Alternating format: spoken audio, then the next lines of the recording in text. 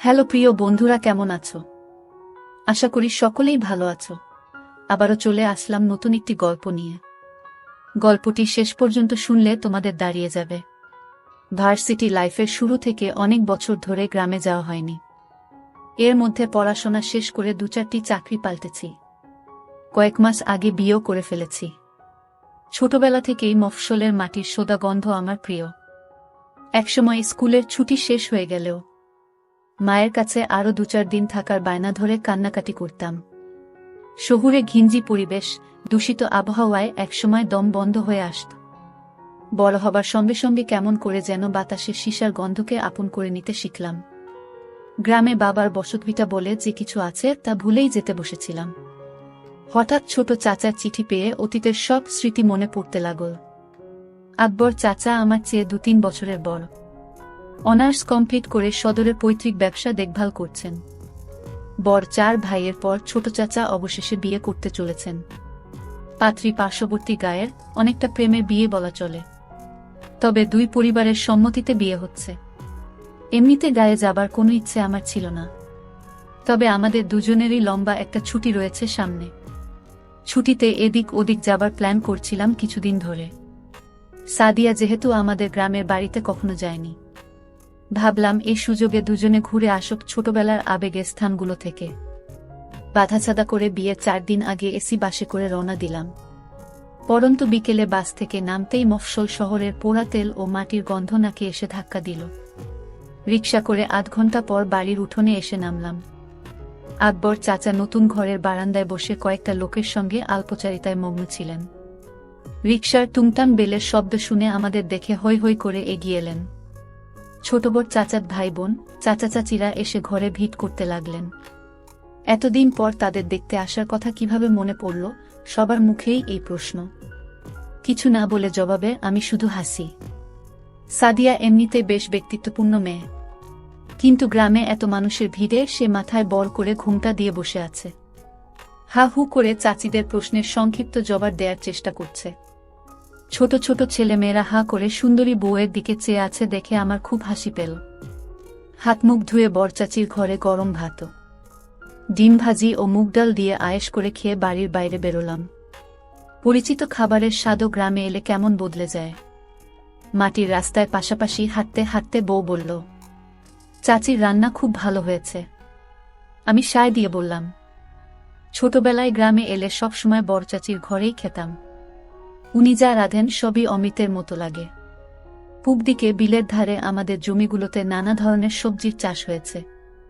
বউকে ঘুরিয়ে ঘুরিয়ে সব দেখিয়ে সন্ধ্যার পরপর বাড়ি ফিরলাম। রাতে উঠোনে জ্বালানো আগুনের চারপাশে বসে অনেকদিন পর প্রাণ ভরে গল্প করলাম সবার সাথে। সাদিয়াও এর মধ্যে গায়ের সহজ সরল মানুষগুলোর সঙ্গে মানিয়ে নিয়েছে। রাতের খাবার খেয়ে 8:30টার দিকে চাচাতো ভাইয়ের দেখিয়ে দেয়া ঘরে এসে ঢুকলাম। বিয়ে উপলক্ষে অনেক মেহমান হাজির হয়েছে। আমার ঘরে 2 দিন আগে অন্য কোনো অতিথি ঠাঁই হয়েছে, তাই মেজো চাচার ঘরে আমাদের জায়গা হয়েছে। মেজো চাচার নতুন ঘরে ঢুকে দেখি আমাদের ব্যাগগুলো এখানে এনে রাখা। ঘরে আসবাবপত্র তেমন কিছু নেই। পাকা নতুন ঘরটিতে চাচা এখনো উঠেননি বলে মনে হচ্ছে। ঘরের মাঝখানে সেগুন কাঠের বিশাল খাট। নতুন খাট থেকে বার্নিশের গন্ধ বেরোচ্ছে। খাটে বিছানো পরিষ্কার চাদরের দিকে তাকিয়ে ধপ করে গা এলিয়ে দিতে মনে চাইল, তবে তা করা সম্ভব নয়। বড় খাট বলে লম্বালম্বিভাবে শোয়ার ব্যবস্থা না করে পাশাপাশি 4টি বালিশ রাখা হয়েছে। অনেক অতিথি ইতোমধ্যে চলে আসায় বেড শেয়ারিং না করে উপায় নেই। বিছানায় তখন একটি মহিলা ও পুরুষ একপাশে শুয়ে নিজেদের মধ্যে কথা বলছে। আমাদের দেখে লোকটি নিজের পরিচয় দিল। ছোট চাচার বন্ধু, নাম সোহেল। মহিলাটি তার স্ত্রী। লোকটি বেশ মিশুক ধরনের। তাদের বয়সও আমাদের মতোই হবে আন্দাজ করলাম। এটা সেটা নিয়ে কথা বলতে বলতে শুয়ে পড়লাম। সাদিয়া মাঝখানে মহিলাটির পাশে, আমি খাটের পায়ের দিকে শুলাম। সোহেল দম্পতিও আমাদের মতো জার্নি করে ক্লান্ত। বেড সুইচ টিপে লোকটি বাতি নিভিয়ে দিলে চোখ বুঝলাম। 9টার সময় ঘুমানোর অভ্যাস আমাদের নেই। বাসায় ফিরতে ফিরতেই কখনো কখনো 9টা বেজে যায়। বাইরের ঝিঝি পোকার ডাক আর নতুন পরিবেশে এত তাড়াতাড়ি ঘুম ধরবে বলে মনে হল না। 8 ঘন্টার মতো শুয়ে থাকার পর শরীরের ম্যাজম্যাজে ভাব কমে এল। না ধরছে ঘুম, না গল্প করা যাচ্ছে বউয়ের সঙ্গে। বিরক্ত হয়ে অন্ধকারে হাত বাড়িয়ে সাদিয়াকে খোঁচা দিলাম জেগে আছে কিনা বোঝার জন্য। আন্দাজ করে ঘাড়ের দিকে হাত বাড়ালাম, কিন্তু নরম কিছু ঠেকল হাতে। সাদিয়া একটু নড়ে উঠল। ক্লান্তিতে সারাদিন বউয়ের সঙ্গে কিছু করার কথা মাথায় আসেনি। হঠাৎ করেই প্রেমিক মন জেগে উঠল। হাত মুঠো করে শুরু করলাম। অন্য হাত রাখতেই সাদিয়া কাত হয়ে আমার দিকে ঘুরে এলো। বালিশে মাথা ঘষতে ঘষতে বামে সরে এলাম। বউয়ের কপালে ঠেকল। গোল করে ঠান্ডা চকাস শব্দে খেলাম। মাথার উপর ঘর ঘুটিয়ে ফ্যান ঘুরছে। আওয়াজ অন্যদের শুনতে পাওয়ার কথা নয়। শেষবার যখন গ্রামে এসেছিলাম তখনও বিদ্যুৎ ছিল না। বছর 4 আগে পল্লী বিদ্যুতের আওতায় মানুষ কৃত্রিম আলো বাতাসের দেখা পায়। কপালের পর নাকের ডগায়। গালের মসৃণ চামড়া হয়ে সাদিয়ার শুষ্ক নরম ভিজিয়ে খেতে শুরু করলাম। খেতে খেতে বউয়ের বাম হাতের জোর বাড়ালাম। বউ নিচ থেকেই এক হাত নামিয়ে সামনেটায় হাত দাতে শুরু করল। কবজির চাপ পড়ায় গিট খুলে আপনা থেকে হটকে গেল। অন্ধকারে 2 আঙুলে খুলতে পারলাম না। নড়াচড়ার ফলে খাট মাঝে মাঝে ক্যাচক্যাচিয়ে উঠছে। অপর পাশে শুয়ে থাকা দম্পতিটিও সম্ভবত দেরি করে ঘুমিয়ে অভ্যস্ত। তারাও এপাশ ওপাশ করে ঘুমানোর চেষ্টা করছে বলে মনে হল। মুখ ছাড়িয়ে পেছনে সরে এসে হাঁটুতে ভর দিয়ে বসলাম।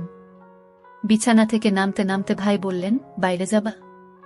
গেলে আসো। খাট থেকে নেমে স্যান্ডেল পায়ে দিয়ে তার পেছন পেছন বাইরে বেরোলাম। গ্রামে এলে আর যাই হোক বেওয়ারিশ স্যান্ডেল পেতে অসুবিধা হয় না। ঘরের পাশে উঠোনের এক কোণে দাঁড়িয়ে চাচার বন্ধুটি সিগারেট ফুঁকছে। আমি কাছে যেতেই গোল্ড লিফের প্যাকেটটি বাড়িয়ে দিল, সঙ্গে লাইটার। একটি শলাকা টেনে ঠোঁটে চেপে আগুন ধরিয়ে ভুস ভুস করে ধোঁয়া ছাড়তে শুরু করলাম। শেষ করতে পারো নাই? আঙুলের ফাঁকে সিগারেট রেখে আমার দিকে তাকিয়ে প্রশ্ন করলেন। আমি বুঝতে পারলাম না। বুঝো নাই? হার্ড হয়েছিল তোমারটা, বলে আমার লুঙ্গির দিকে নির্দেশ করলেন। সুতি কাপড়ের সামনের দিকটা একটু বেশি উঁচু হয়ে আছে। ওহ, হা হা, আপনি লাইট জ্বালিয়ে ফেললেন তাই? আমি বিব্রত ভঙ্গিতে হাসার চেষ্টা করলাম। No problem, what happens? আমরাও ভাবছিলাম তোমরা ঘুমিয়ে পড়েছ। কতক্ষণ ধরে করতেছিলা? এই তো কয়েক মিনিট। হাত দিয়ে অবাধ্য শাবল চেপে ধরতে ধরতে বললাম। উনি সেটি লক্ষ্য করলেন। চাপ লাগতেছে? আমি বউকে নিয়ে বাইরে দাঁড়াই, তোমরা শেষ করে আস।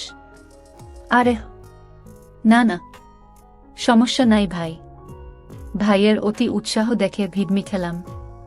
আচ্ছা, সারা রাত তো বাকি আছে। হে হে, বলেই বাম হাতে লুঙ্গির উপর দিয়ে নিজের শাবলটা কচলাতে শুরু করলেন। ফ্রেশ হয়ে আসা দরকার, বলে পশ্চিম দিকের অন্ধকারে হারিয়ে গেলেন। শুধু সিগারেটের আগুনের ছোট্ট বিন্দুটি চোখে পড়ছে। সোহেল ভাই ফিরে আসার পর অনেকক্ষণ ধরে আধো অন্ধকার উঠোনে দাঁড়িয়ে আলাপ চল। উনি চট্টগ্রামে একটি বহুজাতিক কোম্পানিতে চাকরি করেন। আকবর চাচা চট্টগ্রাম বিশ্ববিদ্যালয়ে পড়ালেখা করার সময় তার সাথে পরিচয় হয়। বাবা মা ঢাকায় থাকেন, উনি পড়াশোনা শেষ করে চট্টগ্রামেই চাকরি নিয়েছেন। আমাদের মতোই 6-7 মাস আগে বিয়ে করেছেন। তবে আমাদেরটি প্রেমের বিয়ে হলেও তাদেরটি পারিবারিকভাবে হয়েছে। সোহেল ভাই আমাদের চেয়ে কয়েক বছরের বড়, তবে উনার স্ত্রী আমার চেয়ে বয়সে ছোট। কথা বলতে বলতে দুজন বেশ সহজ হয়ে এলাম। কেউই কিছুক্ষণ আগে বিব্রতকর পরিস্থিতির কথা আর তুললাম না। সিগারেট শেষ করে বাথরুম হয়ে কলের ঠান্ডা পানিতে হাত মুখ ধুয়ে নিলাম। সোহেল ভাই বললেন, ওরা হয়তো লজ্জা পেয়ে আসছে না। আমার হাতে সিগারেটের প্যাকেট আর লাইটার দিয়ে ভেতরে গিয়ে নিজের স্ত্রী আর সাদিয়াকে ডেকে নিয়ে এলেন। বিরাট উঠানের চারপাশে সব চাচাদের আলাদা আলাদা ঘর। বাড়ির পশ্চিম কোণে বাঁশবাগানের পাশে পাকা বাথরুম এবং চাপকল। সাদিয়া এবং ভাবি মাথায় কাপড় দিয়ে আমাদের দিকে না তাকিয়ে সেদিকে চলে গেল ফ্রেশ হতে। ওরা ঘরে ঢুকে গেলে আমরাও ভেতরে এসে দরজা দিলাম। ক্লান্তিকর দিনের শেষে ভালোবাসায় সিক্ত তরল নিঃসরণ করতে না পেরে অতৃপ্তি নিয়ে ঘুমালাম। তাড়াতাড়ি ঘুমানোর পরও সকাল 8টায় ঘুম ভাঙল। জেগে উঠে দেখি সোহেল ভাই বা ভাবি কেউ বিছানায় নেই। সাদিয়া ঘরের এক কোণে রাখা ড্রেসিং টেবিলের সামনে বসে চুল ঠিক করছে। রাতের বিব্রত ভাব উবে গিয়ে খুশি খুশি ভাব দেখা দিয়েছে মুখ জুড়ে। চাচাত বোনেরা বলেছে নাস্তার আগে ওকে নিয়ে গ্রামে ঘুরতে বেরোবে, তাই হালকা সাজগোজ করে নিচ্ছে। বড় দুই চাচি ৩-৪ পদের পিঠা বানাচ্ছেন অতিথিদের জন্য। সকালের মৃদু ঠান্ডা বাতাস, ঘন কুয়াশায় ভাপ ওঠা পিঠা মন্দ লাগবে না। গ্রামে নাস্তা করতে করতে অনেক দেরি হয়ে যায়। বউ, সুবর্ণা ভাবি সহ আরও কয়েকজন শহুরে মেয়ে বউকে সঙ্গে নিয়ে চাচাতো বোনেরা বেরিয়ে গেলে। শার্ট গায়ে জড়িয়ে হাতমুখ ধুয়ে হাঁটতে হাঁটতে পশ্চিম দিকে এগোতে শুরু করলাম। বাঁশ ঝাড়, কলার বিশাল বাগান, আকাশচুম্বী শিমুল গাছের পর থেকে শুধুই বিস্তীর্ণ ফসলের মাঠ। নানারকম শাক সবজি ও বিশালায়তন পাটক্ষেতের মধ্য দিয়ে যাতায়াতের জন্য রয়েছে সরু আইল। প্রথমেই একটি কুমড়ো ক্ষেত। এখানে এসে হাঁটা থামিয়ে সামনে পেছনে খুব মনোযোগ দিয়ে লক্ষ্য করলাম, কেউ নেই। মিনিট ৫ পর দ্রুত পায়ে কারো আসার শব্দ পেলাম। হ্যাঁ, লুনাই আসছে। আমাকে দেখে দূর থেকে চকচকে দাঁত ভাসিয়ে হেসে দিল। রবিন ভাই, কেমন আছো? কাছে এসে দাঁড়ানোর পর প্রথম প্রশ্ন। আমি ইতিবাচক জবাব দিয়ে কুশল বিনিময় সমাপ্ত করলাম। ছোটবেলায় লুনাকে শেষবার দেখেছি। কয়েক বছরে গায়ে গতরে অনকে বেড়ে উঠেছে। সাদা লোকাট কামিজে বেগুনি পলকা ডট ডিজাইন, ওপর থেকে সরিয়ে গলায় পেঁচিয়ে নীল। আমাদের বাড়ির কয়েক বাড়ি পরের এক চাচার মেয়ে লুনা। ফর্সা হাসিখুশি মেয়েটি মায়ের মতোই উচ্চতায় খাটো। পড়ালেখার কথা জিজ্ঞেস করায় বলল, আগামীবার এইচএসসি দেবে। ১ মাস পর টেস্ট পরীক্ষা। কথা বলতে বলতে লুনা আইল ধরে সামনে এগিয়ে চলল, আমি পেছন পেছন। সোহাগ কোথায় তা জিজ্ঞেস করায় বলল সে জানে না। হাঁটতে হাঁটতে কয়েকটি জমি পেরিয়ে একটি পাটক্ষেতের সামনে দিয়ে যাবার সময় হঠাৎ থেমে ১০ ফুটি মোটা মোটা পাট গাছগুলো দুহাতে সরিয়ে ভেতরে এক পা রেখে লুনা পেছন ফিরে বলল, এই দিক দিয়ে আসো রবিন ভাই। চারদিকে আরও একবার তাকিয়ে দুরু দুরু বুকে লুনার পেছন পেছন পাট সরিয়ে ভেতরে ঢুকে পড়লাম। ৪-৫ কদম যেতেই দেখা গেল পাট কেটে সরু পথ তৈরি করা আছে। হাঁটতে হাঁটতে ক্ষেতের মাঝখানে পৌঁছে দেখি বেশ খানিকটা পরিষ্কার জায়গা। আশেপাশে লম্বা পাট খোলা জায়গার উপর ঢলে পড়ায় সরু গলি বা চট বিছানো। এই জায়গাটুকু উঁচু কোনো স্থান থেকেও কারো নজরে পড়ার কথা নয়। স্যান্ডেল খুলে লম্বা করে পাতা চটের উপর দাঁড়িয়ে তার উপর ফেলে দিল লুনা। আমার তাড়াহুড়ো দেখে লুনা খিলখিলিয়ে হেসে ফেলল। আমি যে খুব একটা পাগল মানুষ তা নয়, কিন্তু গ্রামে এলেই পুরানো বন্ধুবান্ধবদের সঙ্গে দেখা হয়ে যায়। কাল রাতে সোহাগের সঙ্গে দেখা হলো কয়েক বছর পর। দেখা হবার পর থেকেই মেয়ে মানুষ নিয়ে রসালো সব গল্প করতে শুরু করল। গ্রামে সবসময় ২-৪টে মেয়ে থাকে যারা একটু সাহসী হয়। পুটিয়ে ফেলতে পারলে এদের নিয়ে মন ভরে। শহুরে কোনো ব্যান আমি গ্রীষ্মের ছুটি পেলেই গ্রামে চলে আসতাম। সারাদিন বনে বাদারে ঘোরাঘুরি, কাঁচা পাকা নানান জাতের ফল খাওয়া আর কাছের দূরের চাচাত ভাই বন্ধুদের সঙ্গে ঘুরে বেড়ানোই ছিল কাজ। কাঠফাটা গরমে বাড়ির পুবপাশে নদীতে ছেলেরা সাঁতরে বেড়ায়। আমি পাড়ে বসে মগ দিয়ে পানি ঢেলে গোসল করি। সেবার সাঁতার শিখব বলে জেদ চেপে গেল। জিন্স প্যান্ট আর গেঞ্জি গায়ে পানিতে নেমেই হাবুডুবু খেলাম। বন্ধুরা বলল এরকম ভারী কাপড় চোপড় নিয়ে সাঁতার কাটা যাবে না, এসব খুলে পানিতে নামতে হবে। ছেলেরা সবাই লুঙ্গি গুটিয়ে কাঁচা বেঁধে সাঁতার কাটে। লুঙ্গি পরার অভ্যাস আমার ছিল না। শহরে বড় হওয়ায় ছোটবেলায়ও কারো সামনে উন্মুক্ত হতে পারতাম না। সেদিন দেখা গেল জিন্স না খুলে সাঁতার কাটা সম্ভব হবে না। জেদ চেপে যাওয়ায় গেঞ্জি প্যান্ট খুলে নদীতে ঝাঁপিয়ে পড়লাম। নাকানি চুবানি খেতে খেতে প্রথম দিনই পানিতে ভেসে থাকার কৌশল অনেকটা আয়ত্ত করে ফেললাম। পাড়ে এসে উঠার পর পর ঘাটে দাঁড়ানো কিশোরী মেয়েরা আমাকে দেখে মুখ টিপে হাসতে শুরু করল। এত বছরে আমাকে কাপড় ছাড়া গোসল করতে দেখেনি কেউ। আজ সাঁতার কাটার লোভে দিগম্বর হয়েছি বলে বয়স্ক চাচিরাও কৌতুকপূর্ণ চোখে তাকান। কাপড় পরে বাড়িতে ফিরে আসার পর দুপুরে ভাত খেতে খেতে মেয়েদের হাসাহাসির কারণ বুঝতে পেরে নিজেকে আস্ত গাধা বলে মনে হলো। ২-১ বছর আগেও আমার বয়সী ছেলেপেলেরা গায়ে পানিতে ঝাঁপাত। আগমনের পর সবাই কাঁচা বাঁধা শুরু করেছে।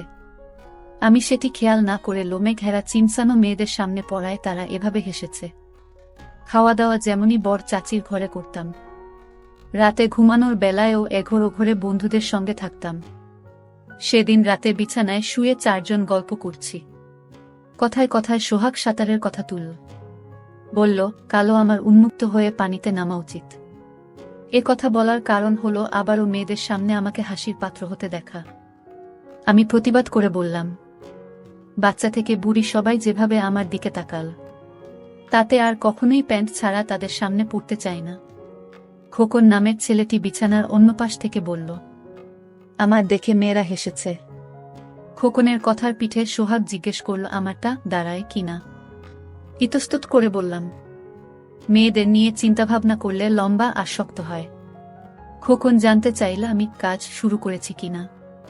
প্রথমে ওসব ব্যাপারে কথা বলতে চাইছিলাম না, কিন্তু ওদের জোড়াজুড়িতে মাঝে মাঝে হাতের কাজ করার কথা বললাম। হাতের কাজ শেষ হলে যে অস্বাভাবিক আনন্দ দেহ ঠান্ডা করে দেয় এ ব্যাপারেও বললাম। খোকন জিজ্ঞেস করল, পক্ষী দাঁড়ালে এটি দিয়ে কিভাবে মেয়েদের সঙ্গে ধুপুর ধাপুর করতে হয় তা জানা আছে কিনা। আঞ্চলিক নামের ব্যাপারে পূর্বে কোনো ধারণা ছিল না, তবে ইচটে পাকা বন্ধুর বাসায় ভিসিআরে ভিডিও দেখে ভালো ধারণা অর্জন করেছিলাম। বন্ধুটি বাবার মুভি কালেকশনের মাঝে কতগুলো ওই টেপ পেয়ে যায় এবং ঘনিষ্ঠ 2-3 জনকে দেখার সুযোগ দেয়। খোকনকে বললাম, ধুপুর ধাপুর করার পদ্ধতি জানা থাকলেও কখনো করার সুযোগ হয়নি। শুনে ওরা অন্ধকারে কিছুক্ষণ মুখ চাওয়াচাওয়ি করল। খোকন বলে উঠল, কাইলকা দুপুরে আমাগো লগে আইবা গোছর কইরা, তোমারে মজার জিনিস দেহামু। আপনির বউ কই রবিন ভাই? শক্ত কাপড়ের প্রশ্ন শুনে কল্পনা থেকে বাস্তবে ফিরে এলাম। বাড়ির মেয়েদের সাথে ঘুরতে গেছে মনে হয় বলতে বলতে টেনে তুলতে শুরু করলাম। লুনা হাত উঁচু করে তুলে ধরে সাহায্য করল। আপনের বউ নাকি খুব সুন্দর, আমারে দেখাইবেন না? ডান হাত পেছনে এনে দিয়ে লুনা জিজ্ঞেস করল, হুই আজকা আইসা পইডো বিকাল কইরা, আলাপ করাইয়া দিমু? কাপা ধরা গলায় জবাব দিলাম।